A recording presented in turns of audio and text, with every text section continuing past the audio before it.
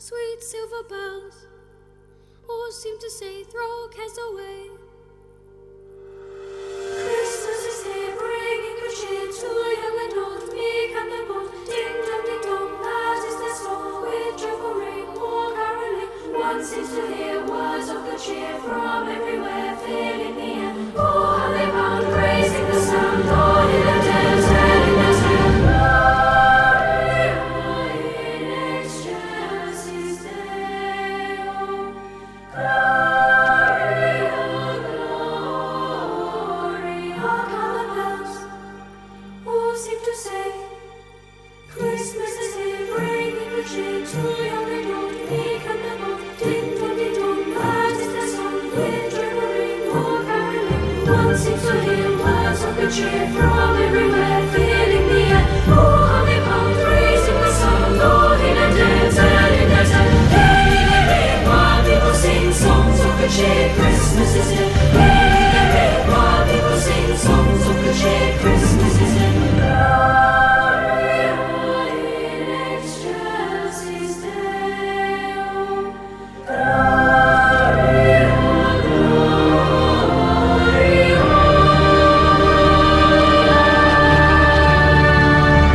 How the bells all seem to say, Christmas is here, bringing good cheer. One seems to hear words of good cheer from everywhere, filling the air. Oh, how they bound, praising the sound, Lord in a dead, telling their tale. Hey, while people sing songs of good cheer, Christmas is here. Hey, while people sing songs of good cheer, Christmas is here. Hark how the bells all seem to say, Christmas is here, bringing good cheer. One seems to hear words of good cheer from everywhere, filling the air. Oh, how they bound, praising the sound, Lord in a dead, telling their tale. Hey, while people sing songs of good cheer, Christmas is here. Hey, while people sing songs of good cheer, Christmas is here.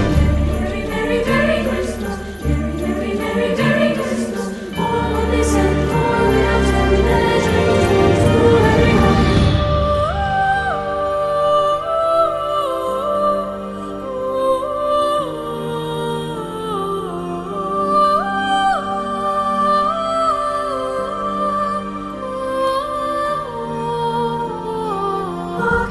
All right, so you're still tuned to Love 99.5. It's the 1st of December. Christmas is just around the corner. So between now and the end of the month, and even early parts of January, I'm sure you'll be enjoying more carols from the studios of Love 99.5. As you're very much aware, we are your official Christmas station. All right, we are your official Christmas station. Everything Christmas, you have to tune into Love 99.5 on a daily basis. Now, today, as I said, it's the 1st of December. It is Farmers' Day. So to all the farmers out there, whether you're a big farmer or a small farmer, we say ayuko to you. We say thank you very much for the hard work. But Ghana remains a major importer of food products, with imports of agricultural and related products estimated to have reached $2.6 billion in 2022. We're very fertile lands in Ghana, all right? We're very fertile lands in Ghana, but unfortunately, we're not making very good use, of our fertile lands.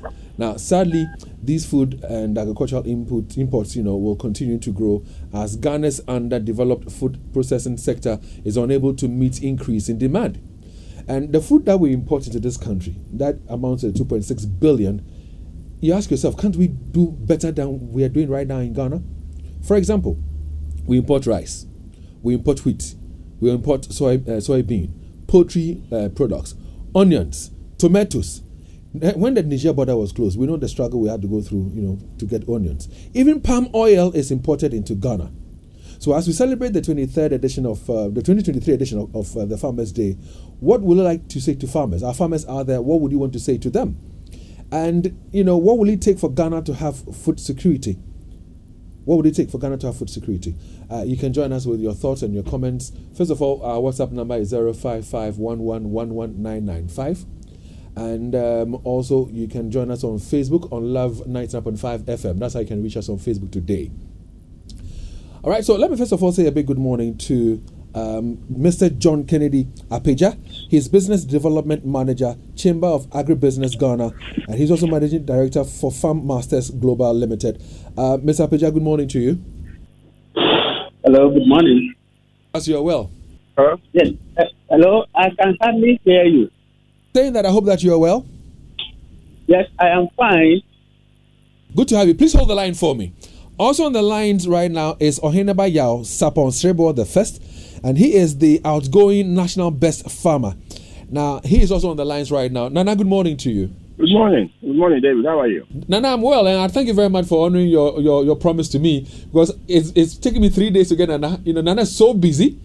And he assured me yesterday that he'll make time for me this morning, although he's supposed to be doing the handing over of his award to the 2023, winner. Nana, thanks very much for your time. So, how's it feeling like for you, knowing that today you'll be handing over your position to another farmer? Oh, it's all excitement, and joy that I've been able to complete my tenure very successfully, and I've been able to do what I set out to do by encouraging and motivating the youth into agriculture. I think I've been very successful. And as you know, ideas are not just in one's mind. So I'm happy that somebody else is also coming up and bringing up fresh ideas. I have been backed by previous past award winners, my own or that there who is on the line, and others, Mr. James and Mr. George and all that. And I think my success story has predominantly been to the encouragement and the support I had from them. So I'm also happy that somebody is also coming on board. We hope that the person also come up with good ideas that we also all, support and make sure that, the national agenda for which this award is done is being achieved. Nana, so let me ask this question. You're trying to, garner interest in agriculture by engaging with the youth. What would you say the perception is on farming when it comes to the youth? What is their perception like? Oh, the perception was not good. As I realized it wasn't that good, because most of the youth thought that agriculture is for the aged, for the uneducated, and for the poor. And me coming on board really gave them the impression that perception was not true. So I think I've been able to engage with them, and currently they know that agriculture has been modernized, whereby we use a lot of agricultural technology, artificial intelligence and all that. I think hitherto the youth had the perception, but gradually I think we are being able to debunk that perception in their heads. No, but that is your own small way of trying to engage with the youth to change that perception. On a greater scale, what should we do as a nation to change that perception of the youth, for them not to see it as a job for the aged or for the uneducated? I think that more also goes into information. More also goes into access to information and policy driven. You see, the main aim why the youth will go in or not in agriculture is because of the ability to make a decent livelihood. As it is now, there are a lot of things that is hindering agriculture in Ghana. And if these things are not tackled, then the youth not see agriculture as motivating enough. But at the end of the day, once they are able to make a good livelihood from it, then they would be able to be motivated to come into it. Why is it that all the youth now are getting into my bed? Is it just for fun or for no? It is not for fun. It is because they see an opportunity to make money there. So it all comes down to this to the bottom line. What do I have? What can I make? To sustain my family. And I think that is what we should tackle. And to me, I think the bane that is really, really affecting the youth in this aspect is, policy driven. A lot of things are being imported into this country. And that is making agriculture in this country very, very difficult for us, especially the youth. Once they get to know that I go into vegetable farming and I will have ready market, I go into animal production, I have ready market, I go into poultry, I have ready market and all that. And one thing that is also going to help is with the planting for food and jobs, whereby all that you need is a land, and the youth will have ready access to these inputs. So I think that these are some of the things, on the national level that should be done. But my main priority is on the importation of almost everything agriculture. It's been important. But Nana, do we have the capacity? I mean, we have heard the trade minister talk about restrictions and all that. But as a nation, do we have the capacity? Do we have what it takes to say, okay, we are restricting by, let's say, 50% importation of poultry products, so that we can, feed the local market? Get into agriculture and to employ the youth and to motivate the youth. And the youth themselves will put themselves together and start getting into agriculture. Nana, hold the line for me. Let me engage with Mr. Apeja, who's also on the lines. Nana, I know you would have to leave us in the next 5 minutes or so, but please indulge me. Nana, hold the line for me. Mr. Apeja, I mean, today being Farmers' Day, what would you want to say to the Ghanaian farmer? Yes, thank you so much for this morning. Good morning to you and good morning to your cherished listeners wherever they are across the globe. Thank you for the opportunity. First of all, I want to say Aiko to our gallant mothers and fathers who always labor and sweat to bring food to the table to every Ghanaian, whether a child, adult, a teenager, or whatever. They have done a lot right from the beginning till today. They still feed us, and we are grateful to them and grateful to God for their lives. I want to say they shouldn't be discouraged by whatever circumstances they are facing, even in practicing their profession. Farming is an old age profession, yet people treat it as if it's just a practice. It is a profession, and there are people who are very proud, like my colleague on the line. He's a very proud farmer, and listening to him, he's done his bit, and everybody will come and do his bit. So farmers, cheer up. Good times are ahead, and I'm sure putting the right things in place will help us to be able to achieve our goals. In a bit, I would ask Nana to share. A lot has been said on agric, and every year the same things we keep saying. A lot of things are repeated. Some of them, there are minimum level of changes. Others, there are changes. There are some which we are not witnessing changes.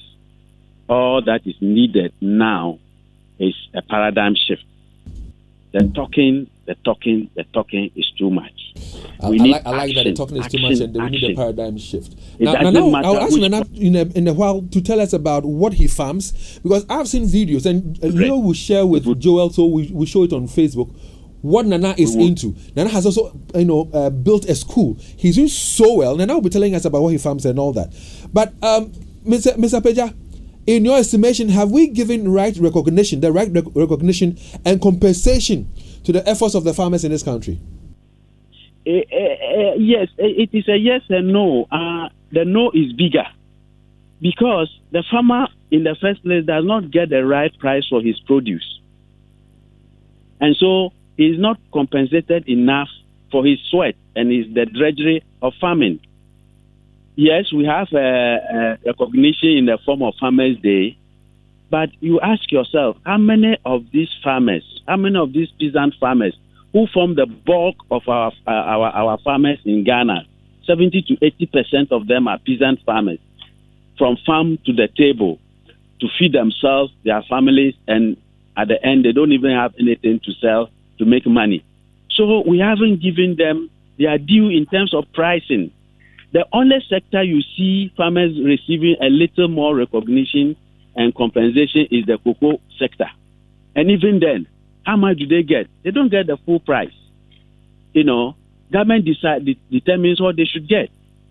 That is the only organized place where money goes and the farmer will go and weigh his cocoa and get some money.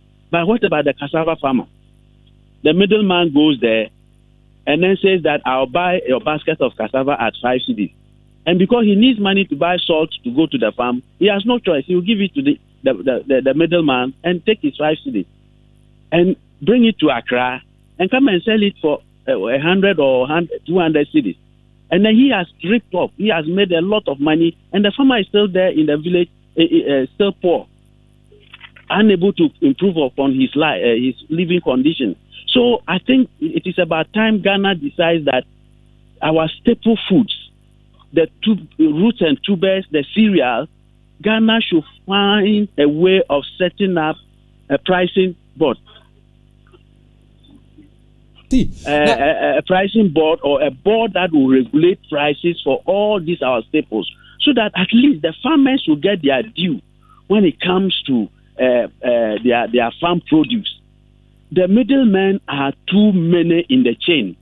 The value chain has too many middlemen, right from the farm gate to the market. You realize that there are 1,001 of them, and it is not helping matters. It is not helping the farmer to reap the benefit. The government is not protecting the farmer. The government is not giving incentives. The government leaves the farmer to go and look for his own inputs. Government leaves the farmer to go and look for his own fertilizer. And when government decides to make an intervention of free fertilizer, the fertilizer, a cartel of rich people come together and they buy off the fertilizer and smuggle it out and go and make more money. So always the farmer is at disadvantage. I like it when you talk about the fact that, they need incentives. Today, as we celebrate and observe the day as Farmers' Day, from the district to the regional to the national level, the best farmer will be given something. Yeah. At the national level, maybe a house, maybe a car. But I'm happy when you talk about incentives, because is that what they really need? Is that what they really want? We're talking about, let's say, tax waivers or tax cuts. We're talking about, making ready markets available for their produce. So, for example, if it's about a school feeding, and we're saying that they're supposed to supply, their crops to the various senior high schools, and they are paid on time, isn't that what they need? These are the things they need. Isn't that what we should be doing? Hello. Yeah, Mr. Peja, can you hear me? Yeah, come with your question again. Yeah, so I'm saying that from the district level to the regional level, even to the national level, the best farmer today will be given something. It could be a car. It could be anything. But like you mentioned, we should rather be concentrating on incentives, giving them incentives. And I'm saying that, for example, if we should think about giving them credit facilities, access to credit facilities, access to ready markets, so even if it has to do with the school feeding, where their produce will be bought by the schools and paid on time. If we're giving them tax waivers, why are we not thinking along those lines to make their lives better? Yes, that would be better for them, because, you see, he makes the money directly into his pocket. If you are giving a car, how many farmers in my village will get a car? Not even 2 of them or 3 of them will get a knapsack sprayer. So it is only one at a time, and that is not benefiting all the farmers. But if you improve access to credit, as you are saying, and quality seed and inputs such as fertilizer and other inputs, the farmer will expand his farm and put something home to eat and sell the rest and make more money for himself. But if he doesn't have access and he doesn't have the money to buy the fertilizer, how will he increase his yield? The increase in yield is important. That is why inputs are very, very important. And we are not just talking about any input, quality seed, quality certified seed. There are some farmers who go to buy seeds from the market. All kinds of seeds are in the market. They go and buy, they plant, and then some of the seeds will not even germinate, let alone for him to have a harvest. So the farmer will end up losing. You will see a very large farm crop, but there is no crop in it. All the seeds are gone because it's poor quality. So we need certified quality seeds. We need access to quality and timely credit, timely inputs, so that you don't go and give seeds to a farmer in the dry season to go and plant maize. No. At the time they are tilling, at the time they are preparing the land, let the seeds go ahead of time, so that immediately they finish preparing the land, they plant. And then the rains and all other things they need to make the crop grow will come in. But if you wait till the rains are almost gone and you are going to give a farmer a seed, what will he use it for? Good question there. Sometimes it is not timely. The access to some of these things are not timely. Some of them, they go late. Some of them, they come early. And then the farmer will end up keeping it in the house and it grows bad. So let us improve the system. Let us improve the system of incentivizing the farmer and giving them access to some of these things within the value chain. That will make their life better than giving him a car. If you give him a car, you are even giving him trouble. He's going to think of buying ties. fueling the car, repairing the car, and all that. But if you put that money in a package and give it to him, that, okay, from your 1 acre, use this money to make it 5 acres. You think the farmer will not be better? He will be better off than to be riding in a car. I hear you. Mr. Peja, hold the line for me. Let me go back to Oheneba Yao Saponsribo the first, who is a 2022 National Best Farmer. Nana, what did you get when you won, when you were bestowed upon the National Best Farmer? What did you get for your hard work? Oh, I got the award prize of 1 million Ghana cedis. Received, I mean, was it just announced or you have received the amount? Oh, yes, the amount of 1 million Ghana cedis. Oh, okay. So tell my listeners, I mean, what do you farm, Nana? What are you into when it comes to farming? Oh, I'm into animal production, livestock production. I'm into crops, and the integration of both animal and livestock. And, there's a lot of enterprises that if we say we have to go into it, it's going to take a long time. But I know, right? Both crops and livestock. But Nana, again, when it comes to farming, a lot of farmers, young farmers complain. I mean, somebody wants to start farming. Acquiring a land is a big challenge for the person. Acquiring finances is a big challenge. How do we go about all this so that land will be made available easily, quickly for the farmer, for him to do the farming work, and then to make resources like money available for them? How do we solve that problem? I think as my elder brother was saying on the line, you see, it is not all the issue of land. It has become we are misprioritizing these things. It's not land. It's quality seeds. It's about the yield. You see, somebody is farming on an acre land. What is the person getting out of it? You see, and we misplace these priorities and talk about land. It's about the efficiency of what we are doing. A lot of the farmers are not planting. I was very happy about what his submission. They are just a fact. These are just a fact. You see, they are not a lot of farmers when they are planting. Pardon my language. It's just junk.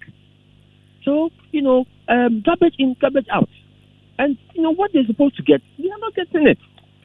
So you see, but when you're able to, optimize the land, the little land, one plot of land that you have, you're able to optimize it and acquire something. So trust me, you can find land to do the rest.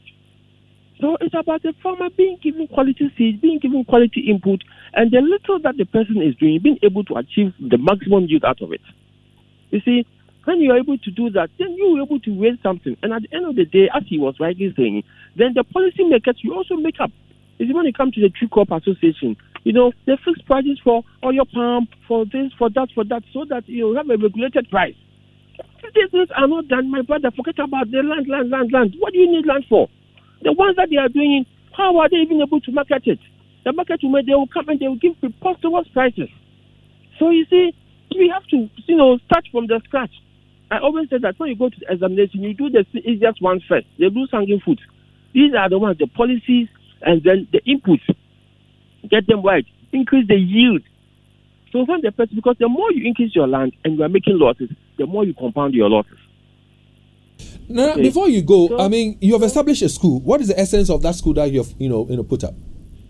Oh, the essence of the school, as I said, was to give the youth access to education, access to knowledge, and access to information. As I said, there are a lot of, when it comes to information, there are a lot of interventions maybe the government might have brought and other agencies and stakeholders might bring up. But you realize that people don't even have access to that information. A lot of the youth, they don't have access to that information. So the school will be a point of excellence where you come and then you'll be able to let you know that the area of agriculture that you want to go this way, go this way, go this way. So that we give you all the information that is in that area, pertaining to that area, which will help you. A lot of organizations have business plans, can draw up business plans for you with, for free. And all these things people don't have access to. And then the second thing is the access to knowledge and education. Okay? And that's my brother was saying. Without that one, without access to knowledge, without access to, doing research, agriculture, you'll be doing things that will not increase our yield. The access to knowledge is something that is to help you to increase your yield. And if you are able to do that and maximize, our productivity, then I think that the little that we are doing, we'll be able to have enough to go to the next level. So that is the main essence of the school which I have put up. You mentioned that you have engaged with the youth of this country whose perception about farming is bad, but gradually you have spoken to them, it's changing. I have a concern. This morning, for example, myself and my other colleagues were talking about the fact that the senior high schools are not being fed well enough. I mean, so some of them are going hungry. Most of the senior high schools have spacious lands. Can't we help them to go into farming so that they can feed themselves? I mean, they have vast lands, and in Ghana, almost every land is fertile. How do we go about it so that the senior high schools will engage in farming to feed themselves? Well, I think that if the policies are right, interventions can be done from the level of the landowners, the allodial owners of the land, being the chief. If we have good policies right from the governmental level, I think the government and the allodial owners can come into an agreement whereby some of these lands can be released for the use for meaningful agriculture. Thank you very much for your time. I know that you are very busy this morning as you'll be doing the handing over. So we're grateful to you. We pray that you enjoy your day. And when you get back to Kumasi, let's engage some more, Nana. Definitely, David. Thank you very much. All right, so that was Ohineba Yao Sapong Srebo the first, the 2022 National Best Farmer. And he's also the Chimpim here for Job in traditional area. And, we're glad to have had time, with him this morning. Let me come back to you, John Kennedy Apeja, Business Development Manager, Chamber of Agribusiness Ghana, and also the Managing Director for Farm Masters Global. Kennedy, what do you make of Ghana's agri space? My brother, the state of agri in Ghana, the first thing is that Ghana has a huge potential to produce 5 times more than we are producing. But it's because we have not put things right. We don't get it. I'm wondering why for over a century we've been practicing farming in Ghana, and yet we have not been able to develop a simple model that will feed Ghana, feed our factories, and feed the rest of Africa or even the world. I'm wondering why. We are not getting things right. That is the first thing. Number 2, our agri sector is dominated by peasant farmers. And the peasant farmers are not just dominating, but they are using old age tools, the hoe and the cutlass. We are still using hoe and cutlass. 70 to 80% of our farmers are feeding us. Of the population in Ghana are feeding us, whereas in other jurisdictions, 4% to 7% of their population are feeding the entire nation, which has over 400 million population, and feeding the rest of the world. You see the paradox. That is the state of our agri. The state of our agri is that we have not developed our processing at all. The capacity to process is not there. And so we always do raw, and basic agri products. And so it doesn't have value. But if we should develop the value chain of processing cassava into quality food and other things, ethanol and other things, we will make money. We are not processing enough. The policies are not helping people, small scale processors. They do 1, 2, 3, they make little money. Some of them even fall off, and then that is the end. That is the state of our agri. Our agri is not mechanized. There's no mechanization. Irrigation systems are not there. So people are not able to do dry season farming. Our neighbors in Burkina Faso, the Sahelian countries, they are doing well in vegetable production, tomatoes and onions. They do dry season farming. They have the dams, the Bagri dams and so on. They even do maize in the dry season. And then they have fresh corn in their country, even in the dry season. But Ghana, do we have that? No. Irrigation systems are not developed. They are not adequate. They are not developed. Those which even exist are not rehabilitated. They are collapsing and so many other things. So that is the state of our agri. The youth are not ready to go into agri because they are in a hurry to make money. So they can't wait for 6 months to go and harvest and to make money. They can't do cassava and wait for 1 year so that they can harvest cassava and process and make money. So the youth are not there. The old people who have been in agri since even before myself and you were born, they are still doing agri. How much can they do for us to be able to have enough? There should be policies to motivate them. We are just doing slogans. Youth and agri. youth in agric, youth in this, youth in that, youth in that, youth in that. But go and check and see how much they have produced into the system.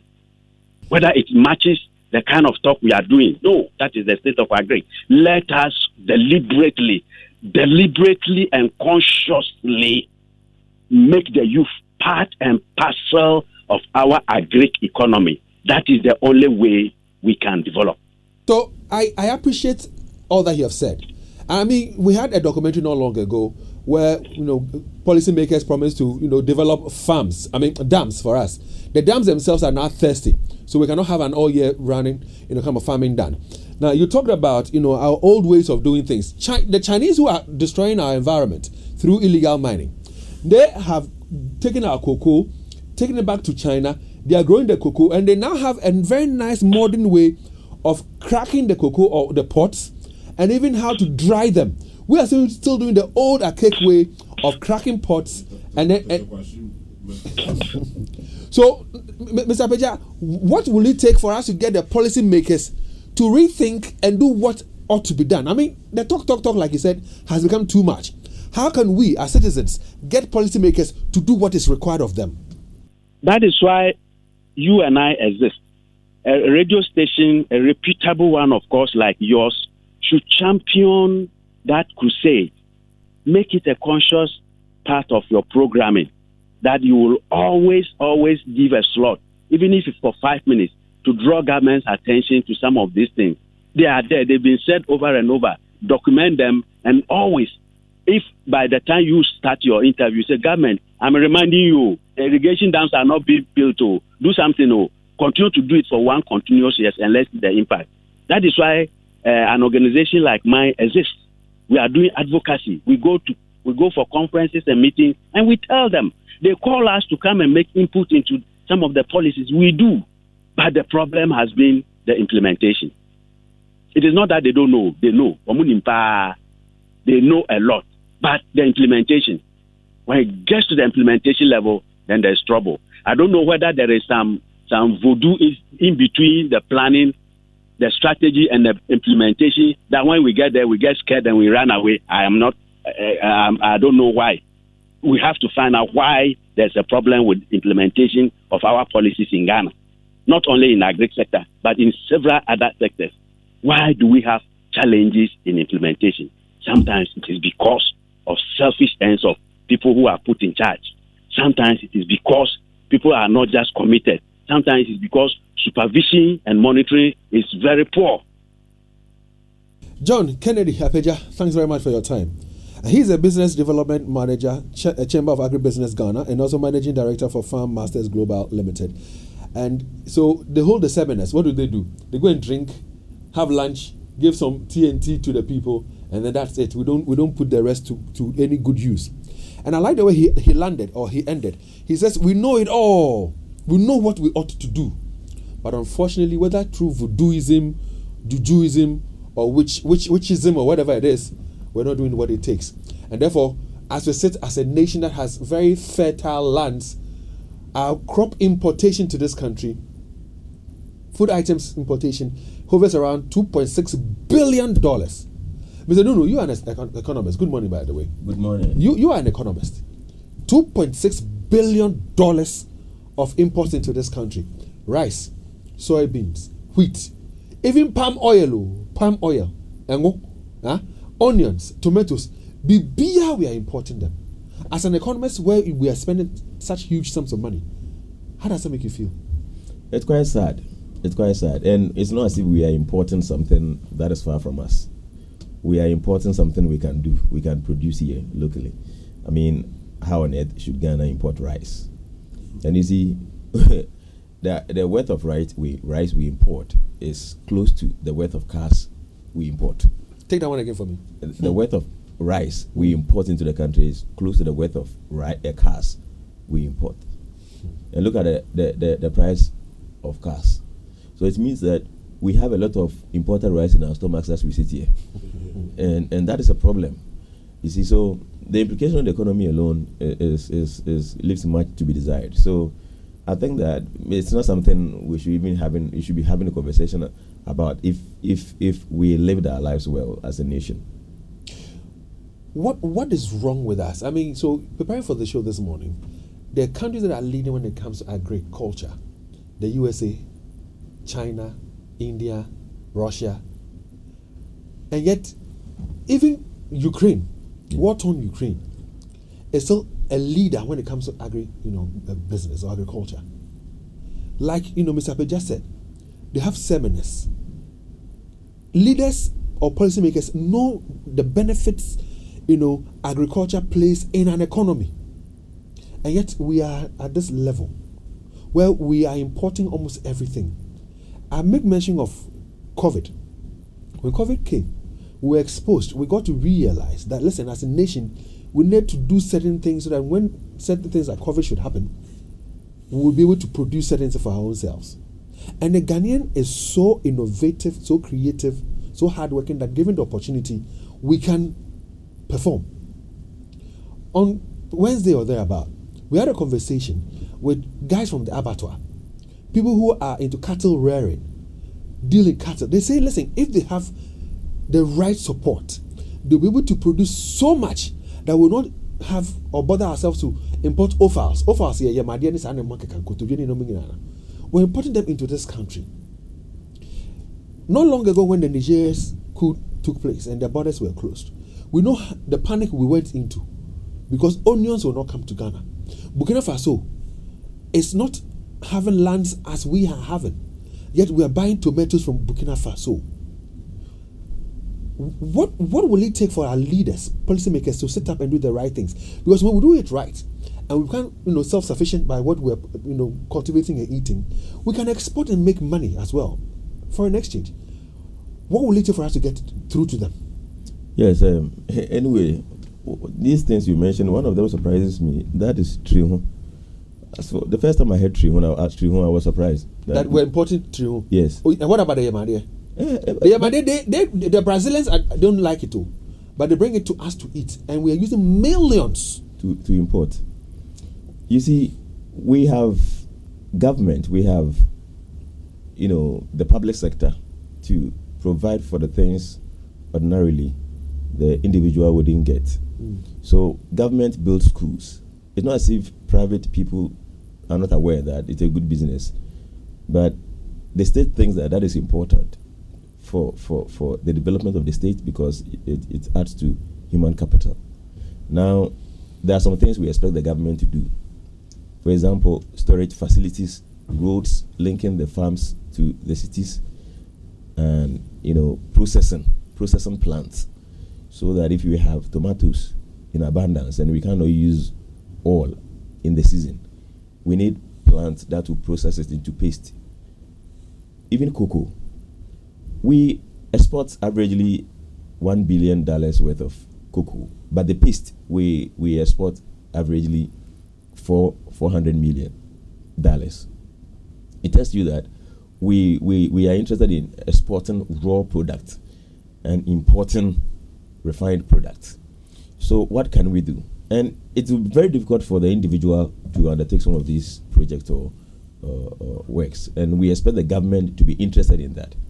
So if the farmer thinks that after production there is a way the produce will be stored or will be processed so that it doesn't go bad, why wouldn't the farmer go into large-scale farming? And if the farmer knows that there is credit facility, why wouldn't the farmer endeavor to expand? But you go to the banks and they are denying you credit because in any case the government is competing with farmers and other private when it comes to loan acquisition. Yes, loan acquisition. And these are things that cripple our agric sector. But we all know that agric is the backbone of every economy. I mean, without agric, we can't have industry, we can't have services. In any case, without agric, we don't expect human beings to live. All right, because what we eat, what we wear, everything is coming from the agric sector. So agric sector is a sector we cannot play with.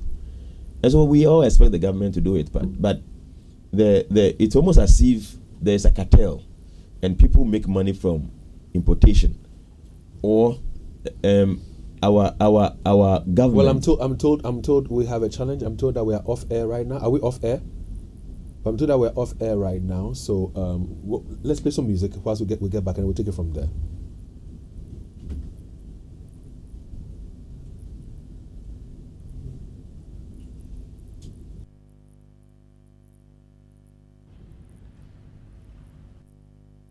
I'm told that we're back on air right now. Apologies to our listeners out there. We had a breaking transmission.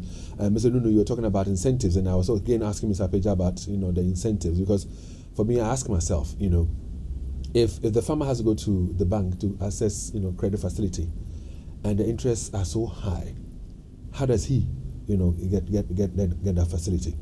If there are no tax incentives or tax cuts to support the farmer in his business, how does he produce if there's no ready market for the farmer? I was even thinking, I was saying that, so the school children are complaining that they are going hungry. Yes, one leg is for them to cultivate their own crops and enjoy, but if the farmer also knows that there's ready market even for the school feeding, so he produces all the things and the schools are buying them and they are being paid on time, they'll stay in business, they would expand. I mean, when you look at the American economy when it comes to agriculture, it's billions of dollars. Same for India, same for China. You also mentioned, the processing plants, and that is one thing that makes me have a lot of joy when the name of Nkrumah comes to mind. Yes. We had the Ensaram Cannery, we had the meat processing factory up north, we had a lot of factories. How come we're not able to sustain them? How come we're not even able to build some of them right now as we speak? Yes, I think over the period, we have had a situation where the government directly manages some of these facilities. And it's said that when it comes to government work, you drag it, but if it's a private, you attempt to carry it. And so when people are managing it on behalf of the government, they mismanage it. And so I was thinking at a point where the government will help the private sector to undertake these processes. Over the period, I think that had been our challenge, that we do it directly, the government goes into it directly, and we will realize that it isn't about only subsidiary companies, but everywhere, in every sector where we had public directly managed companies, the companies didn't do well. So it's almost as if our public sector is incompetent to manage such companies. So what do? We have to create the enabling environment, and I think that has been one particular phrase or English we've been using for a long time, but we don't see anything about it. The enabling environment. That's what Peja said. We talk. We don't act. Yes, because you see, the last time I know it's not as if I want to veer, but I will quickly come back. The last time I spoke to the real estate guy, we combed around, we scouted and did everything, and there wasn't any facility for the real estate industry in terms of loan facilities, and the banks are not willing to do that, and the government doesn't even care. Yes, we talk about shortfalls in accommodation, so that has been our style. We talk about creating an enabling environment. What enabling environment are we creating for farmers? Our farmers are struggling, and if I were into farming, I would be afraid to go into large scale production, because after producing, what do? Have we not heard that cocoa farmers are complaining bitterly that they produce a lot? They see managers in the public sector who are handling the cocoa prospering. They are driving big cars, but they don't see it. It doesn't have a reflection. It doesn't reflect in their pockets. Yes. I mean, there are scholarships for the cocoa scholarship program is there. Are the cocoa farmers' children benefiting from the scholarship scheme? Yes, but for people are in suit and their children are benefiting. Exactly. You see, so we are not helping the farmers. We are not motivating them enough. We are not encouraging them, and it's disheartening to sometimes see produce going rotten. And sometimes I was at I think just this year I went to Kofi Ase. When I went, it was the mango season, and these farmers had plenty mango. Some of them were I remember at a point in the night around 7 p.m. I decided to buy mangoes. I think I was buying 10 cedis. This woman decided to give me a basket. I told her no, there's no way I can carry it. Just 10 cedis. Meanwhile, if we have a factory that would turn the mango into some juice. Yes. Some juice. We have plenty of those factories. It's creating jobs. It's creating money into the pockets of the farmers. We can export them, because in all the importation that we are doing, it's affecting our FX as well. Yes. So you see, that is the problem we have. And even we had plants even if we are not turning the mangoes into fruit juice per se, but blending and storing them, or even drying them. Yes. The ways I've seen it on social media where they dry the mangoes and preserve them, so you can even eat them after a long period of time. Yes. It doesn't go bad. And it runs through for all the produce our farmers are giving us. You know, Malaysia came to Ghana some time ago, and that's how come they took the palm kernel, and then they have now grown palm fruits in Malaysia. Malaysia is one of the world leaders when it comes to palm fruit products and palm oil and all that. It was when I was reading about it that I realized that even lipsticks come from engo, the palm fruit. Yes. And yet we're sitting in Ghana, and just like we do with cocoa, they took the palm fruits. Look at what Malaysia is doing with palm fruits in their country. Because even now as we speak, we still import palm oil into this country. What is really wrong with us? And R&D, you see, our research. The last time we spoke to the gentleman who imports onion, he told you that the Ghanaian onion is better. And when you are even grinding it, sometimes you start crying. You see that the ladies crying like you're having a funeral. So it's about the seeds. Simply because they decided to prepare soup. No, but it's about the seeds. So get the right seeds for the farmers. Yeah, so research. Which one would suit our... The Ghanaian onion is even more delicious. It will flavor correct. Yes. We see apples around. Have we attempted to get a variety, a species that would grow in Ghana? I don't think the research has been done. No research has been done. And even if you do it, they will share it. You see, most of the research is done in research works in our universities. Where are they? And even if it's free and they are not using it, how much more being paid to do it? We talk about food inflation, don't we? So that is a problem we have. I think our public sector is not really helping our farmers in the private sector. And of course, the public sector cannot go directly into farming. We have a whole crop research institute. Yes. We have a whole crop research institute. What are they researching when it comes to crop? And if they do the crop research work, how are we making use of them? There are beans that before, when we want to buy beans, there are beans who noir and bend that. Now they've done some research. We have different breeds and grades of beans. They have different grains and yam. So why don't we do more of these research works and see what we can do and produce? But the point is, even the policymakers, are they willing, desirous enough to help the farmers? So we do the right research, produce the crops, eat them. That will bring down food inflation and all that, and then export it, and then make some FX or foreign exchange from it as well. Yet a class one. And I was looking at a reference to the Chinese, what they do with cocoa right now. We're still using the machete to crack the pot. But do you remember some Ghanaian guy invented that thing that cracks the cocoa? It's a mechanism. You put the pod on the thing, and then it runs through a cracking system. Are we making use of it? Yeah, are we using it? We don't know. Like, listeners, you can join us on 0322083596. Local materials. 0322083597. 0322083598. To this Farmers Day, what would you want to say to our farmers, our gallant farmers out there? How do we even attain food security? Like the man said, Apeja said, we know all the right things, so implementation is a problem. And yet they'll be coming around to campaign and solicit for your votes. And yet we are hungry. I don't get it. When I look at the figures that America is making from agriculture, and I look at the fact that we have very big arable lands, fertile lands. When the guys from the abattoir came, they were talking about a land up north somewhere. Vast land, though, that if we have cattle ranches available, they can feed this country. Well, Yamadia, we are importing Yamadia to Ghana. Kofi Bedu, good morning. Good morning, Dave. Happy Farmers Day to you. Same to you, sir. Dave. Say again? I'm saying same to you, sir. Oh, thank you very much, Dave. Farming is the backbone of every country. And because it holds your economy, it brings down your inflation. And so, therefore, you see, it reduces the inflation to the barest minimum. That is why if you look at all those advanced countries, those that you go to them for loans, they don't jeopardize with the farmers. The farmers are their prime focus, and they support them to produce. Dave, no matter how rich you are, you depend on a farmer, because without a farmer, you will starve to death, your children will grow malnourished. Dave, you are talking about incentives. Mahama was giving incentives to in a form of fertilizer to the crop farmers to grow at a worst scenario at a discount rate. Mahama brought in the broiler project.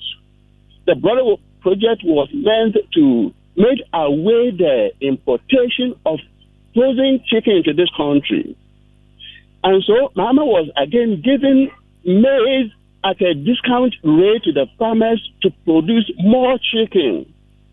But Akufo-Addo and Bawumia came and waived off all this.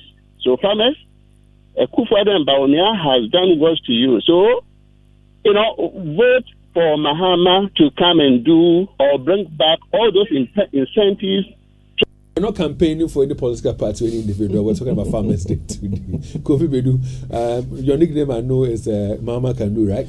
Thanks for passing through. 0322083596, 0322083597, 0322083598. Ken, good morning. Good morning, David. David, I see. After calling you, I just feel like saying hello and then pass by. Because a year like this, we will talk about the same issue, and then you will bring your good ideas on board, and it will go nowhere.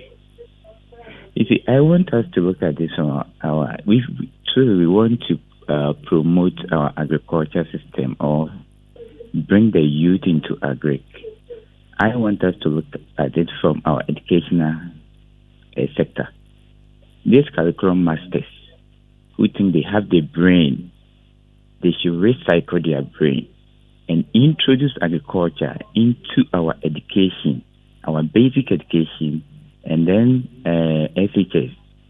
Because I know for sure that every individual that passes through our basic education before extending his or her tentacle to other sectors. So if really we want to promote, develop, bring the youth into agric, this is what we should do. We should stop talking about this today, this tomorrow, and then the next day we meet again, we talk about it. Because that's the reason why I'm saying I should have just say hello. Well, thanks very much, Ken, for joining us. We have Kofi on the line. Nana Osei Adepa or Asepa, please hold the line for me. Kofi, good morning. Good morning, Dave.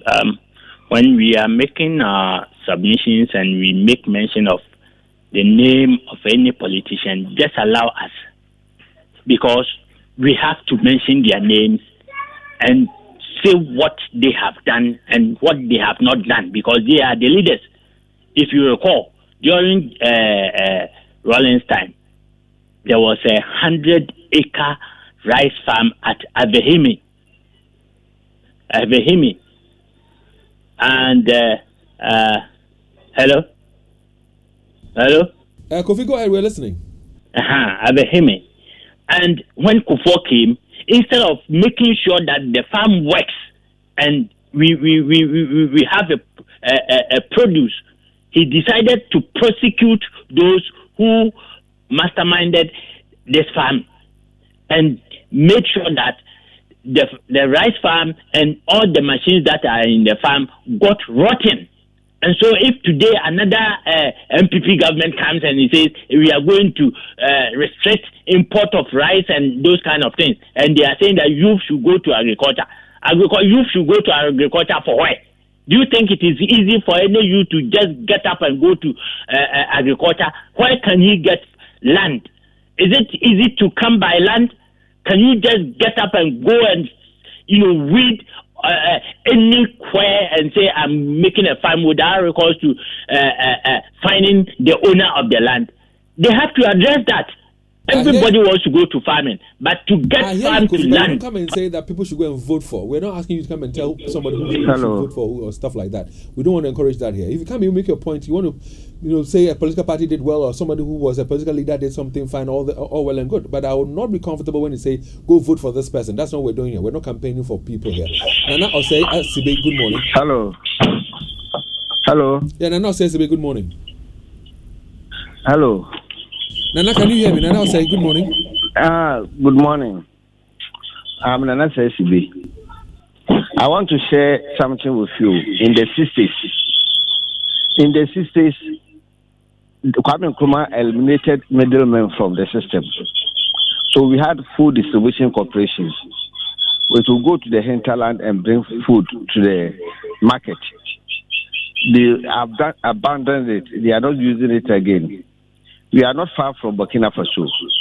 What they did was that they put about $100 million into the system. The government developed irrigation system, the Bagri Dam. So they will share the land to the farmers. So after harvesting about 100 bags, the government will take 50. And then the farmer will also take 50. And there will be ready market. So if we are not far from Burkina Faso, why can't we go there and tap their merit? So that the vast land at the north, we can also develop the tomato business there. We are not far from there. Can we? I hear you, Nana Ose SCB, but you have been given a nickname here in our studios by Joel J. SCB is your nickname. George, good morning. Good morning, Dave. How are you? The Lord is my shepherd, George. Good to have you, sir. Fine. Hello. Can you hear me? Yes, George, I can hear you. So go ahead. Yes, David. People are saying Happy Farmers Day. David, concerning farming, what is there to be happy with? There is no help by government to the farmers. David, look at Burkina. As you said, we are importing tomato from Burkina and importing onions from Mali. David, the government should do something to help our farmers. They say youth in agric. What have they done? David, I am from the north. I haven't seen even a pond concerning this. They are one village, one dam. Not even a pond is building there. You see, or have been built there. And everything is on paper. It's unacceptable. David, there is nothing to be happy about farming, especially during the time of this government. David, everything is like we are not even having leaders. Thank you. David, I was there, so check, the reception. Bye. I hear you, George. Thanks very much for joining us. Ken from Bekwa is on the line. Hi, Ken. Good morning. Good morning. Let's hear you, boss. Yeah, thank you very much. I think you are discussing a very important topic. But we always blame just a party, once a faction, of which we have so many rich men in Ghana gallivanting around. You can invest in agriculture. There are a lot of opportunities in agriculture, but what are these rich men and women doing in Ghana? The only problem that I have with the government is the elimination of the agriculture subject at the basic level. And the interest of agriculture is now, it's even gone. It's not being discussed at the basic level. The children or the students will not develop any interest when they move up to secondary school. This is one thing that is affecting the country. When the government wanted to remove RME, a certain clergyman stood up against, the religious body stood up against, and now they couldn't. What are we doing as a country and as a stakeholders? They should bring back agriculture subjects in our schools. Other than that, agriculture will die down. The youths will not have any interest to enter into agriculture. This is a very, very serious case. So we have to start discussing bringing back the subject. You know, the subject we are it's being treated in our various schools. It's being sponsored by foreign donors. And these people always want us to come to them and be begging for all manner of goods into our country. That's affecting us. You can. You can. Christoph is also on the line. And then our final caller will be Alex. So, Chris, good morning and welcome.